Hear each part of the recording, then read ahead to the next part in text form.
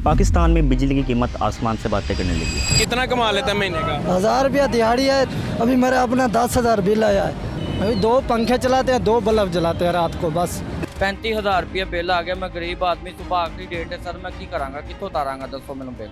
Electricity bills ने तनख्वाहदार तबके की कमर तोड़ रखी है और कीमत में कमी आना तो दूर की बात, बल्कि हर गुजरते दिन के साथ कीमत में मजीद इजाफा होता जा रहा है। हालांकि पाकिस्तान ज़रूरत से ज़्यादा बिजली बना रहा है, लेकिन फिर भी केपी और सिंध के इलाकों में कई घंटों की लोड शेडिंग देखने को मिलती है। पाकिस्तान में मैक्सिमम इलेक्ट्रिसिटी डिमांड 31,000 मेगावाट्स है और अप्रॉक्सीमेटली 41,000 मेगावाट्स बिजली पाकिस्तान में बनाई जाती है।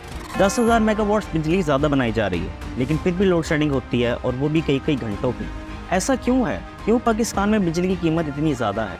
इसके पीछे वजह माजी में किए गए कुछ ऐसे मुआहदे हैं जिनको सुनकर आपके कानों से धुएं निकलने लगी।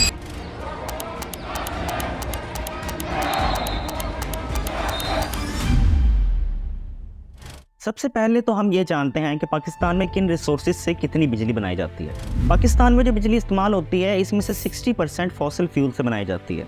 फॉसिल फ्यूल्स में नेचुरल गैस, फर्नेस ऑयल और कोल वगैरह आ जाते हैं, जिनसे 60% बिजली बनाई जाती है।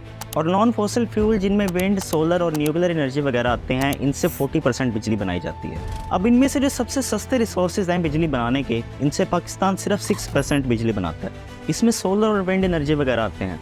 और सबसे ज़्यादा महंगी बिजली बनती है फॉसिल फ्यूल से, जिससे पाकिस्तान 60% बिजली बनाता है। और जो फॉसिल फ्यूल कारखानों में इस्तेमाल होता है, उसमें से 40% बाहर से इंपोर्टेड होता है, जो कि थोड़ा सा ज़्यादा महंगा होता है। पाकिस्तान को इंपोर्टेड फॉसिल फ्यूल की कीमत 15 से 20 बिलियन डॉलर सालाना पड़ती है। इन फॉसिल फ्यूल्स में से सिर्फ नेचुरल गैस को अगर ईरान से इंपोर्ट कर लिया जाए पाक ईरान गैस पाइपलाइन मंसूबे के तहत, तो इससे 5.3 बिलियन डॉलर बचाए जा सकते हैं, लेकिन इस मंसूबे पर तवज्जो ही नहीं दी जाती। इसके अलावा माजी में पाकिस्तान ने IPPs के साथ बड़े ही अजीब से कॉन्ट्रैक्ट साइन किए थे, जिनका खमियाजा आज पाकिस्तान भुगत रहा है। IPPs की फुल फॉर्म होती है इंडिपेंडेंट पावर प्रोड्यूसर्स।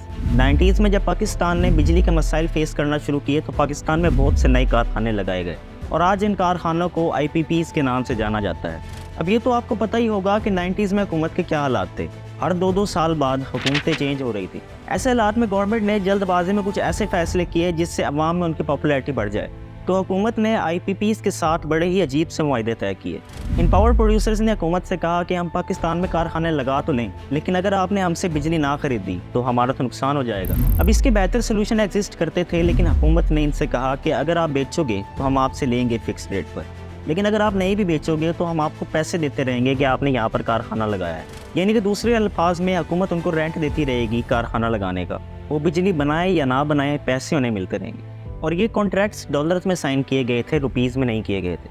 उस वक्त कहाँ डॉलर 30-35 रुपये का था और आज 250 से भी ज़्यादा का है। और जो ये कारखाने लगाए गए थे, इनमें से ज़्यादातर फर्नेस ऑयल के थे, जिससे सबसे ज़्यादा महंगी बिजली बनाई जाती है, जिसका रॉ मटेरियल भी महंगा होता है। अब 2024-25 के लिए पाकिस्तान ने 2.8 trillion rupees capacity payment amount in IPPs को पे करनी है। इसके बाद 2013 से 18 के दरमियान CPEC के कॉन्ट्रैक्ट साइन किए गए और ये भी डॉलर्स में।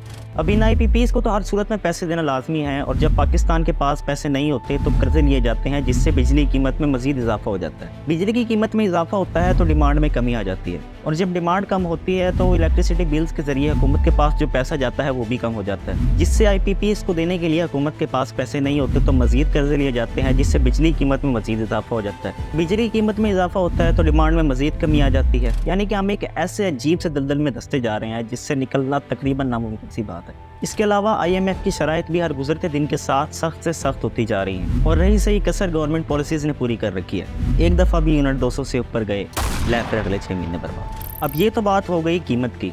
अब बात करते हैं इलेक्ट्रिसिटी डिस्ट्रीब्यूशन की।